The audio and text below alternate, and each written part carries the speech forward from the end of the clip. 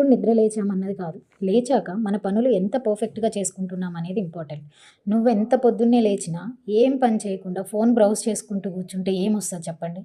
ఇంట్లో ఏం చేసుకోవాలి, ఏం పని చేయాలి అని స్కెడ్యూల్ వేసుకొని కంప్లీట్ చేసుకోవాలి కానీ, పోస్ట్‌పోన్ చేసుకుంటూ పోతే ఈరోజు రూ. 100 అయ్యే పని రేపటి రోజున రూ. 1000 అవుతుంది. ఇప్పుడున్న ఖర్చులకి రూ. 100 అడ్జస్ట్ చేసుకోలేనప్పుడు, రేపున్న ఖర్చులకి రూ. 1000 ఎలా అడ్జస్ట్ చేసుకోగలుగుతాం? సో, మనం పని పోస్ట్‌పోన్ చేస్తే, ఆ టైంకి తగ్గట్టు, ఆ టైంకున్న బడ్జెట్ మనకి కష్టంగానే ఉంటుంది. సో, తక్కువ ఉన్నప్పుడే చేసేసుకోవడం బెటర్ అని నా ఫీలింగ్. మనం ఎంత చెప్పినా చెప్పేంత వరకే ఉంటాయి కానీ, పాటించడానికి వచ్చేసరికి మాత్రం అవ్వదులే కానీ, ఈరోజైతే ములక్కాయ సాంబార్ చేసేసుకుందాం వచ్చేసేయండి.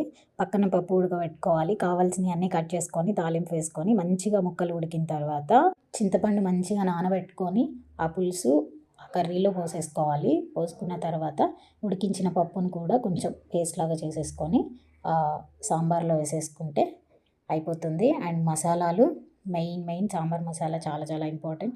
అది వేసిన తర్వాత మంచిగా మరగనిచ్చి, అన్నం కొంచెం మెత్తగా వండుకొని, వేడి వేడి అన్నంలో గుజ్జు గుజ్జుగా తింటుంటే ఉంటుంది. ఆహా!